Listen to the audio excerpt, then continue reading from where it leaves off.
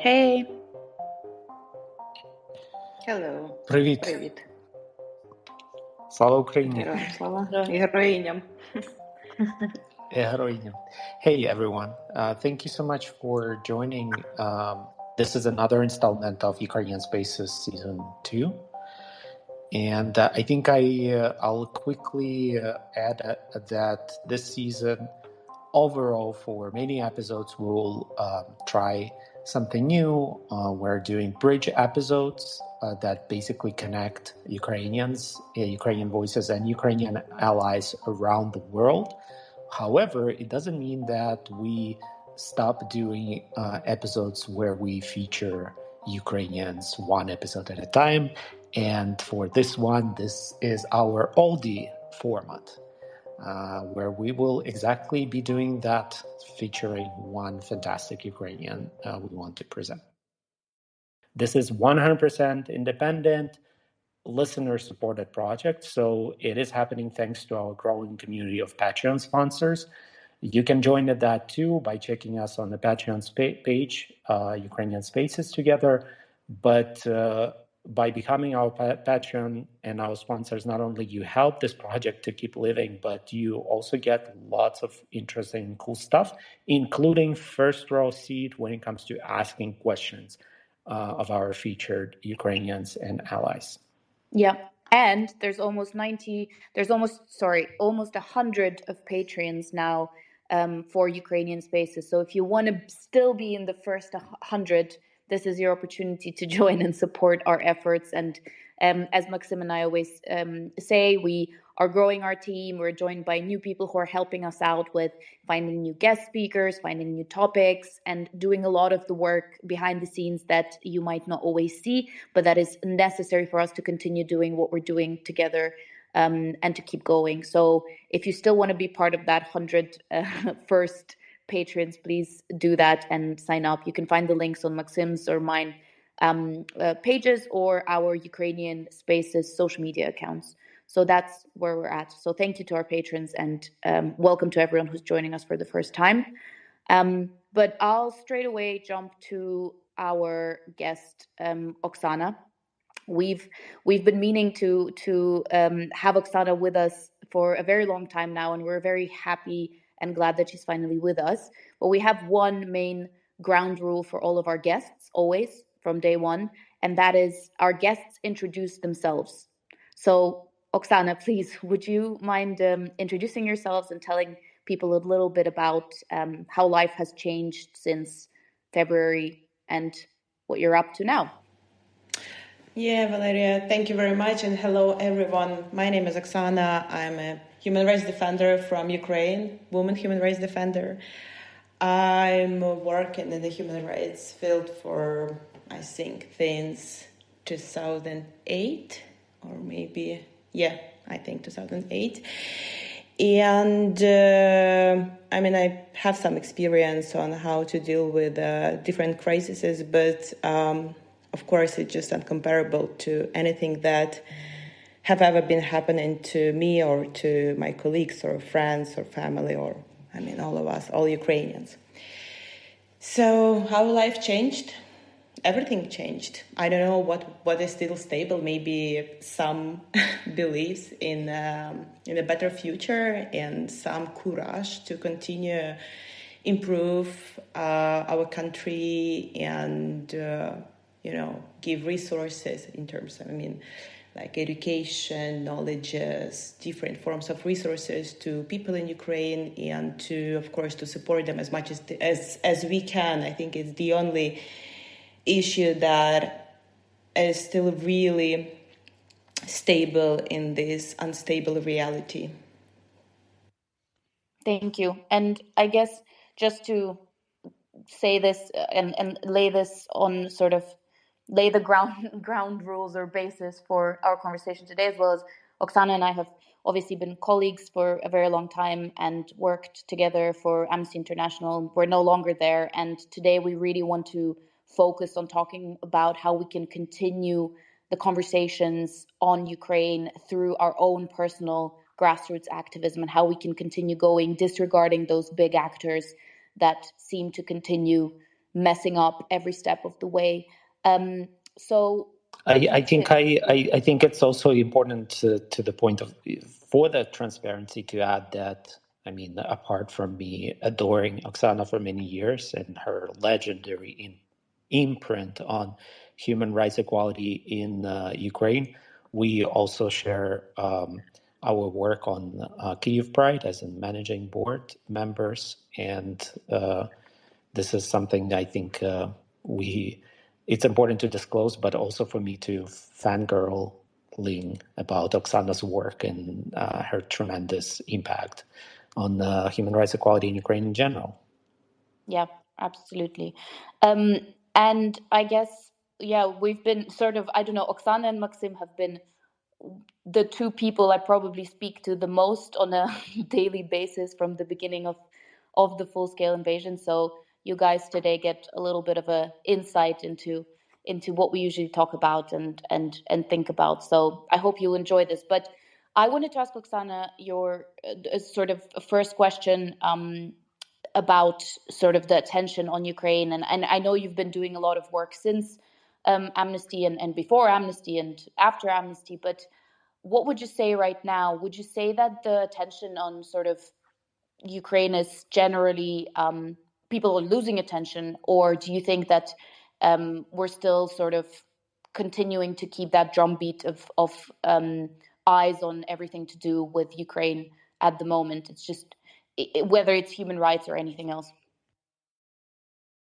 Yeah, great question. So, like we knew, like when we only started talking about how things will go and just to plan work on supporting Ukrainians during this war, we had this knowledge that, of course, attention will not be as big as it was during the first months. And now, in my opinion, it is happening. So I feel that most of crucial moments, crucial issues that were very important during the first months is now becoming less and less important. And moreover, I see that populist and far-right movements in different countries, I mean, not only Europe, but all around the world, raising this issue and manipulating on their purpose to they use Russian war against Ukraine and situation with the Ukrainians, with refugees, with all the crises that Ukrainians are now facing. Just on their purpose, just they take advantage of this situation, and I'm really concerned about this because, problem with populist movements, populist political parties, it's not something new. We had been fighting against it for years before, but now I see how quickly public opinion might change. Because their way of thinking, way of talking are so simple and so understandable. And as usually they given, like simple answers on super complicated questions. And a lot of people, in my opinion, are keen to listen and keen to maybe not just directly take their position, but not opposing it as much as they, in my opinion, had to. This is not a new problem either, right? We've, as the human rights movement in general, have seen that we've on several occasions failed to do exactly what you're saying, which is to use simple language to explain to people why they should care about the causes that we care about, and have very often gone into,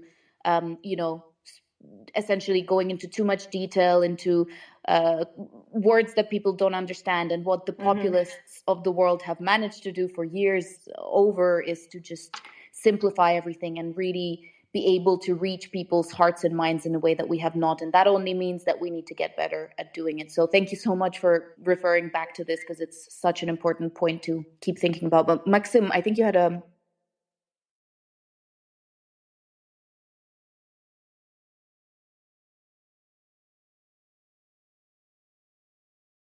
who are not invested in what is happening in Ukraine and just observe genocide there. And this, of course, it's not something that is emotionally easy to observe either. But on the other hand, what I find very effective in recent months is to give people sense of purpose and actually to help them to understand how they can help to make an impact. So in terms of, you're looking at the situation in Ukraine, and a part, of course, of demanding more arms provided to Ukraine, because it's still an issue. People shouldn't be forgetting that Ukraine is still outgunned so much when it comes to facing Russian troops. But other issues, where do you think the attention and the investment from foreign public can really, really help? Can you maybe map some of those for us? That's a very good question. I think it really depends on the country because, I don't want to give a simple answer to the complicated question. It really depends if we are talking about like African countries or Latin America or Western European or, US, Canada. They're really different countries can help differently. For example, of course, when you're talking about the USA, it's clear it's arms, it's financial support, and etc. But for some countries, for some reason, they don't have abilities to support Ukraine in this form. They can do it differently. So my feeling, what I learned during these 6 months is that it's very important to build very strong cultural bridges between Ukraine and different countries. What I mean, Russia during the many years, ages, they put a lot of efforts, financial resources and other resources into spreading the idea of their culture. Tchaikovsky, whatever, all these, ideas about that Russian soul is very, mysterious or whatever. So they spread their culture, even it's maybe not their culture, and maybe some of the poets and, artists were not from Russia, but they use this for their purpose. Appropriated and stolen. Exactly. But what I think is important for all of us now is to build new cultural bridges. And it's not only, doing workshop on some traditional issues on Ukrainian culture. No. Spreading music, Ukrainian music, Ukrainian poets, some maybe connections, that were in the past between, Ukraine and Kenya, Ukraine and Brazil, Ukraine and Indonesia. There are a lot of connections we don't know about them. And I think it's a very important moment for all of us to build our strengths on this opportunity.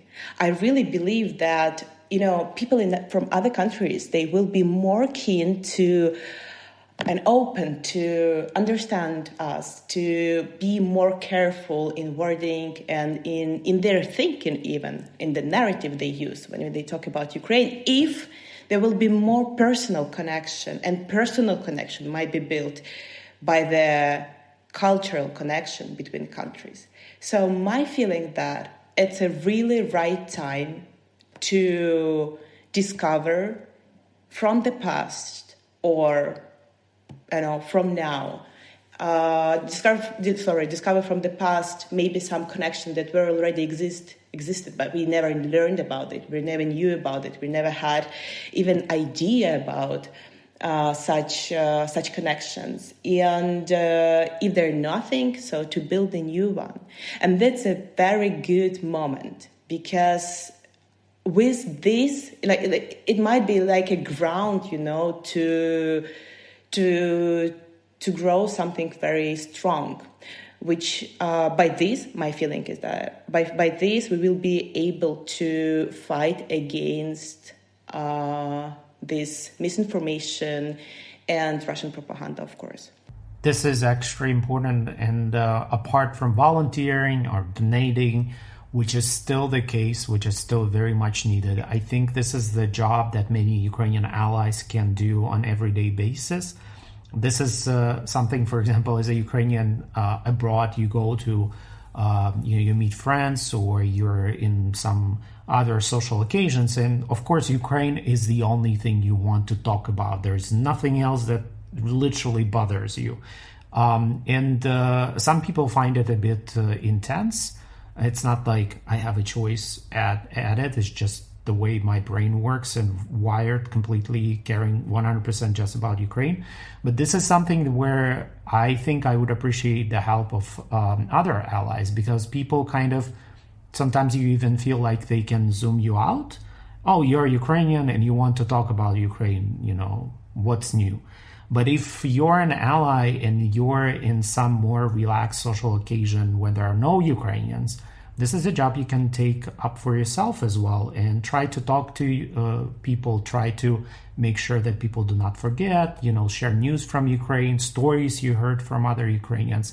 This is something that is extremely important, and you shouldn't underestimate the importance of it. Yeah, and I think we were probably so, overwhelmed by the support we were seeing from a lot of people in sort of global north countries, UK, US, Western Europe and so on, that we really forgot how big the world is and how much work we have left to convince people to be on our side and to build those bridges, as Oksana was saying. Sorry, Valeria, can I jump here just to add very quickly that Ukraine now, the country, we just don't have enough resources to do it by from the state side. I know that Ministry of Foreign Affairs, they try all their best to build connections and bridges with different countries, but it's just a question of resources, and all resources are now spread to the war, of course, and to protect civilians. That's why it's very important for all of us to make a step from personal step and to support building these bridges. Thank you. Yeah, Valeria, go ahead. Of course. So we ask this question to our guests all the time, and I think in the context of what you were saying, it's also quite interesting for us to hear your opinion on this. But what have been some of the biggest sort of misconceptions that you have heard, that have annoyed you, that have frustrated you, that has come from people outside of Ukraine about Ukraine? And I was wondering if there's anything in particular about maybe, the human rights sphere as well that has really sort of frustrated you, and something that you would like to change people's perception about. It's a very good question. So, misconception, there are a lot of. I think, first of all, it's about education. I met a lot of misconception about the level of education of Ukrainians, that I think before this refugee crisis, in many countries, there were a vision of Ukrainians as non-educated people. They don't know how to do business or how to, build their life. And I think a lot of foreigners were really surprised when they saw very different people from what they expected to see. So education, I think, is very important as a first. And second, Conception, but it's like a complicated understanding or misunderstanding of why, like what the problem with language in Ukraine, because it's my feeling that the situation in Ukraine, like, of course, for me, it's quite understandable, but for many people, it's they really don't understand why some people speak Ukrainian, why some people speak Russian, are we bilingual or we are not, who are where, and because it's quite a complicated question again, yes, I think it lead to, as you asked, misconception of the problem in general with a like situation between Russia and Ukraine and Russians and Ukrainians as per se. So I think these 2 points. Yeah, and can I ask, do you think that has changed since the full-scale invasion?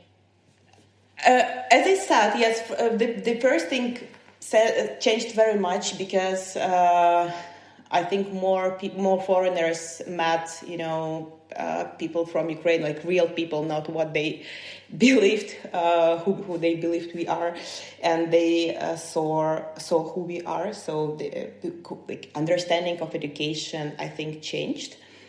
About the language, no. My feeling that, there are a lot of efforts from Ukrainian side to explain, there are a lot of videos, pictures, articles about this on different languages, but still it's a complicated question, of course. And my feeling that it's just for me and I feel to work on. So I cannot say that it's already a clear issue. Can I ask you, how has it changed for you personally? Because I know that for every Ukrainian I know, our views on which language we used to speak have dramatically changed in the recent 6 months. So, my situation is very different from many people in Ukraine because I grew up in Ukrainian is my first language. Yes, so I grew up in a Ukrainian language family. Mostly, my grandfather speaks Russian, and grandmother had been speaking Russian. But my mother, my father, my father-in-law, all of them had been speaking and in Ukrainian. That's why when I was in school, I was bullied very heavily by other pupils because I think I was around 11 or 12 years old, and they learned that I speak Ukrainian at home. That was enough at that time in Kyiv to be bullied by your schoolmates because at that moment, speak Ukrainian means that you are like nothing. You are from village. You are stupid. You are deserved to be bullied. So I had been bullying till the end of the school just because. First thing that I came from poverty, and second that they learned that I've been speaking Ukrainian at home. That's why So I have already went through many issues with language before. During my school time, college time, university time, and somehow I think now I'm 36, and I think I have all answers about the language just for myself. That's why, personally, for me, nothing changed. But what I see is a huge difference in the perception of others, because there's still a lot of emotions around language. Some people decide to change their main language from Russian to Ukrainian, or just they decided not to speak Russian anymore, wherever they are. And what I can say, I think it's a right way of thinking about, your identity. So each language person use is his or her decision, of course, but I see, it's like a big change. It's really a huge change internally that each person goes through now in Ukraine, because everyone asks, her or himself deeply inside, what is my decision? And that's the big change that happened. So all of us went through this moment when we had to ask internally ourselves, what are our position? And I think it's a big achievement. Yeah, and I think it's important for Ukrainian voices to kind of explain it and share their stories. They're different. I grew up speaking Russian and I speak Ukrainian now. And it's not about Russian language per se, it's about supporting Ukrainian language, right? And there are so many Ukrainians who do not speak Ukrainian or do not speak Russian, and it does not define you as a Ukrainian in any way. So this is something important for Ukrainians to keep sharing and explaining. We had to learn Russian. It's in many regards, it wasn't kind of a choice or, I love this language, I want to learn it. It was a system in place of colonial legacy conditioning us to speak, to learn Russian, because somehow it's more quote unquote educated, it will advance you in life, you will be connected to better culture, quotes and quotes, and other bullshit. Yeah, that's true. Like during, my school time, most of all television was in Russian, newspapers, everything. It was kind of a, less language of educated people, and it's a really, very different from what you, Maksym, just said. Like, I want to learn Russian just because I like this language. No. I have to know it if I want to survive in this environment. Yeah. I wanted to ask you about another misconception that I think you know quite a bit about, which is I think that there's been, and we've spoken about this before, I think with Oleg and Mariam and others, which is that because now everyone seems to be so united in Ukraine and so supportive of the president and so supportive of everything, that, our civil society isn't a thing. And I feel like for a very long time, a lot of human rights issues in Ukraine that were of great importance that you've worked on, that, we've all cared about, haven't been receiving as much sort of coverage as, say, a lot of this activism movements around the whole world. So I just wanted to ask you, just to dispel this myth that Ukraine's civil society isn't awesome and amazing and extremely powerful. Can you tell us a little bit about how it was before the war to be part of the human rights movement and within Ukraine, and maybe some of the biggest achievements of the human rights movement in Ukraine, and how you think it will develop moving forward? Oh, wow. I mean, I believe that, of course, I'm from Ukraine, but I believe that Ukrainian civil society is one of the strongest civil society, at least in Eastern Europe, but we can, compare it to many, many other countries. So what is the biggest achievement? Oh my gosh. My feeling that most of achievements that Ukraine has so far is the result of tremendous work of people from civil society. It's like judicial reform, police reform, everything, all these, issues around medias. Right to a peaceful protest as it is, free speech. We have prides, what is very important. You can compare it to many other countries who went through, for example, who were under the Soviet Union. How many of them have so big and powerful prides and so big and powerful civil societies. Yeah, I wanted, just so everybody else knew, you're one of the central figures thanks to whom Ukraine signed the Istanbul Convention, which is a massive deal, and we did it during genocide. So can you quickly also explain to people what it meant for Ukraine, what it is? I think it's something that a lot of people do not understand, what a big watershed moment for women and human rights equality in Ukraine it was. Yeah, so Ukraine was one of the creators of the Istanbul Convention, as well as many other countries, but we never ratified it because of the different issues. And there was a really, really long fight between civil society and Council of Churches in Ukraine, which is very influential. And at that time, they, in my opinion, they manipulated by the Istanbul Convention, using Istanbul Convention for their purpose.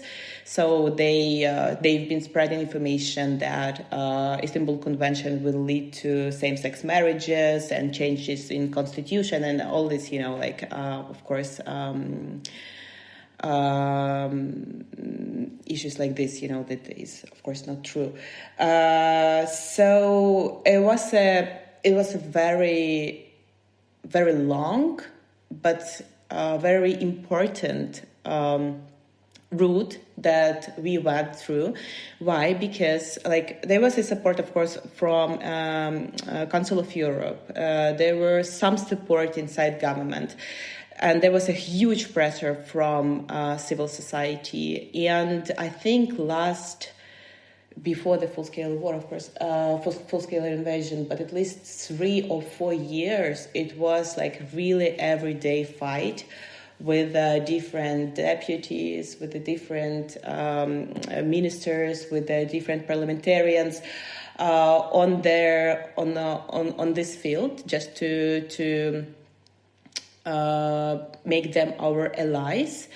And I think that it was really just a political decision, and even without, a lot of people now saying that Istanbul Convention was ratified just because it was a step to be a part of the European Union or to get the candidacy status of being a candidate. But from when you look at the situation from inside the country and from inside of the process, I would say that no, because without long and deep work with the different agents, with the different people who are influential in Ukraine, my feeling that even now they would not ratify it. But also, I think it's such a unique moment in our history as well when we look at our societal problems. And of course, violence against women is endemic in Ukraine, and it's a problem. Unfortunately, I think many of our families have history with, or we know people who suffer from it to this very day. But also you look kind of historically at this problem, and you look at countries like Russia that go the opposite way of embracing violence against women, of glorifying it, on criminalizing those who are fight against violence, targeting women. And lots of people think, okay, this is not the way we want to move. And this is where such important, complex issues suddenly gain momentum in Ukraine. And that's why we see the progress with the Istanbul Convention that grants better protection for women against violence, our historic movement towards marriage equality and greater queer rights in Ukraine, and lots of other issues related to human rights. So I think this is important for non-Ukrainians to understand. Thank you so much also everyone for leaving some comments under our live broadcast. It's a new feature that you can do on Twitter. Yeah, there is a nice comment from Anindita from India. She says, my friends and I are from India. We're still following what's going on in Ukraine and supporting Ukraine on Twitter. In the 6 months, we're all been learning about Ukraine and Ukrainian perspective as well. So yeah, keep leaving those comments. That's very important. We would love to amplify them. Oksana, I wanted to quickly ask you, because we're slowly running out of time, but there's so much also to talk about. The issue of continuous violence and war crimes and genocide crimes done by Russia in Ukraine at the moment. As we speak, our cities keep being bombed, razed to the ground. People are being terrorized, kidnapped, raped all over the country. You've done a fantastic job. You mobilize your team since the first days of genocide to document and work and help others to understand better how to get proper information about war crimes. Can you talk maybe more about the people who are listening, especially people who are not from human rights, but want to help to amplify information about it? How would you recommend people to approach this? If you see something on the internet about some crimes, war crimes, or potential war crimes, what you should be wary of, or what you should pay attention, and where to find better sources on that kind of information on social media? I know that it's a bit heavy question, but it's extremely important as well, because people keep reaching out to me all the time saying, like, can you verify this? Can I trust that? It's a very complicated question. I would try to be as short as I can. So my proposal is to found organization, but a human rights organization that you can promise, or maybe human rights defender, that you can trust, or you feel that it's a trustful person or organization, and just try to first of all follow what they are talking about and how they speak about different things, because there's still a lot of pressure and a lot of influence from Russian propaganda. In simple, they use different forms of spreading unclear, untrustful information, some, this shocking content, which, might be, recorded in sometimes even in a different country, or, in a different period, or some, there is some small truths in the total untruths. And that's how, these super breaking, shocking news are appearing. So first, I think recommendation is try to follow people from Ukraine you can trust, and just pay attention on what they're talking about and how they speak about things. That's the first thing. Second, most of this shocking content, usually it means that someone wants to manipulate you somehow. It doesn't mean that it's always some fake information, no. But my big suggestion to everyone is, please, if you don't have special knowledges on how to protect your brain and your psychological well-being, don't look at shocking and some videos or pictures that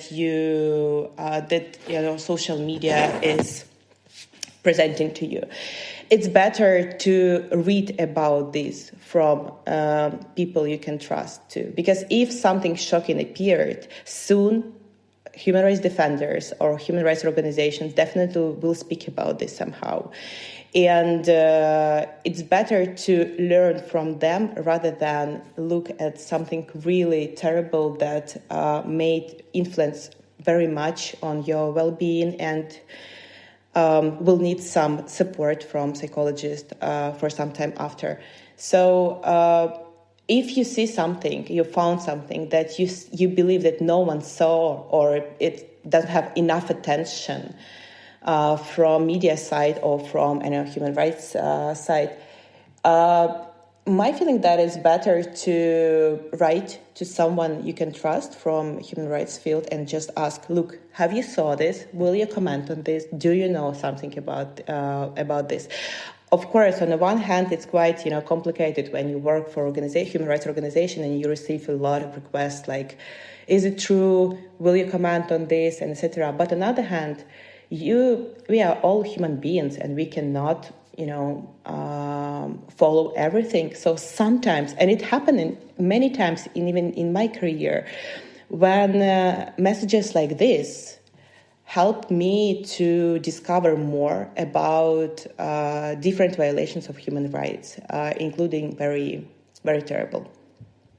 I think it's important point you made, especially, which is very relevant to the question of Western colonial gaze when it comes to commenting or presenting events happening in Ukraine. So in a way for you to make sure that whatever information you feel is very important, especially when it comes to war crimes in Ukraine, just make it a rule to double check with Ukrainians and especially you're in big luck because Ukraine has massive army of human rights defenders. You can find them on Twitter, you can find them on other social media platforms. There are so many, so it's very easy to get in touch and follow them and amplify their voices, starting from Oksana, of course. But then I think it's also important to always double check with the Ukrainian whether that kind of information is right kind. Is it also sensitive? How much sensitive? Let's not forget that it's ongoing genocide, ongoing war. So by sharing some information that you feel passionately about, make sure that it does not hurt and does not inflict more damage than you would like, even if you didn't have that as an intention. Yeah, 100%. So, Oksana, I think this is going to be our last question because we're running out of time, even though I see in the comments someone said Sparkles has said that they wish it was a 12-hour space. Unfortunately, I don't think we could last that long. But our favorite question, and I think one that has given us the most food for thought as well over the last 6 months now, a little bit more, has been, what does it mean for you personally to be Ukrainian? And has that at all changed for you since the beginning of the full-scale invasion in February? Oh, wow. Very good question. I think it's a couple of issues. First, I feel that I'm responsible not only for myself or my family, but my actions might make a big change for many people. And this feeling is, very much different from being a human rights defender, because before it was more like you just do and act to, make society more safe or more trustful or diverse or whatever. But now it's more like each step is important. And I became, started to be more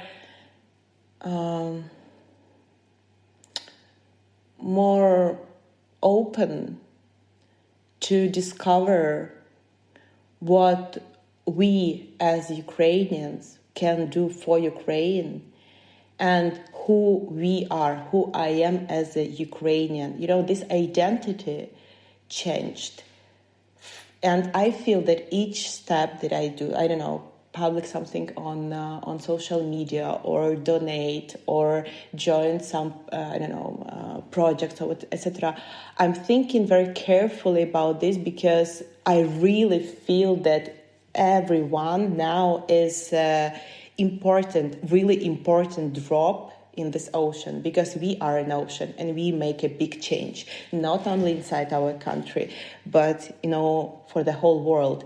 And I believe that as much as I can, I will do my steps, maybe not so quickly as before, but I will try to be as smart as I can, just to make a big change because I really feel, that we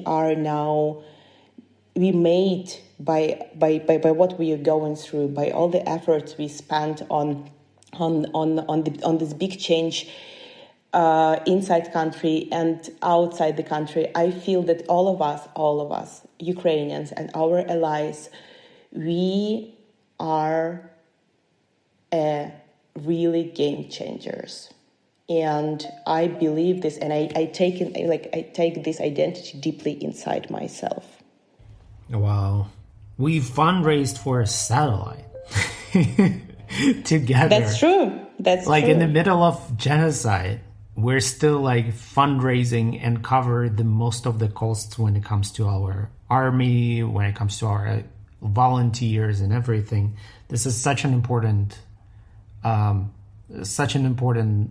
highlight you made. And I think this is for everyone else who's not Ukrainian. Sometimes I would love for people to pay attention to it a bit more, because as Oksana says, you suddenly realize the responsibility that you have towards others in your society, in your community, and how important it is.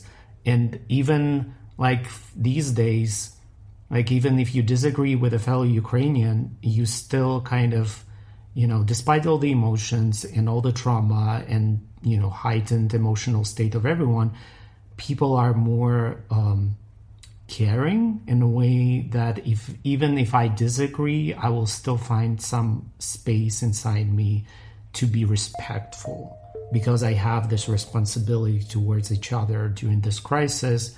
We have a survival task ahead of us. But I think this is something very, very important, and I would love to see it more for people who are not Ukrainians take it to their societies and try to apply in their everyday lives this kind of responsibility for each other. I don't know. But anyway, thank you so much for sharing that. All right. So I think we're wrapping up. This has been amazing. Thank you so much, Oksana and Valeria.